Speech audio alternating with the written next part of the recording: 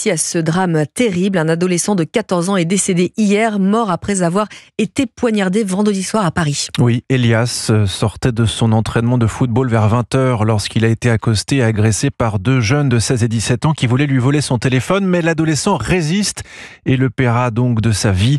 Touché au niveau de la clavicule par un coup de couteau, il finira par mourir à l'hôpital.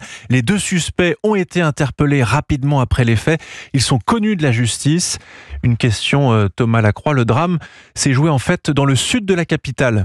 Oui, le drame s'est joué vendredi soir avenue Maurice d'Ocagne dans le 14e arrondissement de Paris. Elias, 14 ans, accompagné d'un ami, sortait de son entraînement de football. Les deux agresseurs l'abordent et lui demandent de donner son téléphone portable. Le collégien refuse et résiste. Il reçoit alors un violent coup de couteau au niveau de la clavicule. Pris en charge par le SAMU dans la foulée, Elias fait une hémorragie interne, ce qui provoquera plusieurs arrêts cardiaques. Il décédera finalement hier midi. Une nouvelle agression au couteau qui n'étonne plus Reda Belhadj, porte-parole du syndicat Police Unité en Ile-de-France. Que ce soit dans le cadre des RICS, des agressions, on constate de plus en plus l'usage du couteau. Toujours des mineurs victimes, toujours des mineurs présumés auteurs et toujours des couteaux. C'est inquiétant. Je ne dis pas que rien n'est fait, mais aujourd'hui, si on réprimandait vraiment le port du couteau, on n'en serait peut-être pas là. Les deux suspects, des mineurs de 16 et 17 ans, ont été interpellés. Selon les informations d'Europe 1, ils sont tous deux connus des services de police pour des faits d'extorsion et avaient interdiction d'être ensemble. Les policiers connaissaient d'ailleurs leurs adresses, ce qui leur a permis de les arrêter directement à leur domicile dans la foulée de l'attaque chez leurs parents. Les précisions de Thomas Lacroix.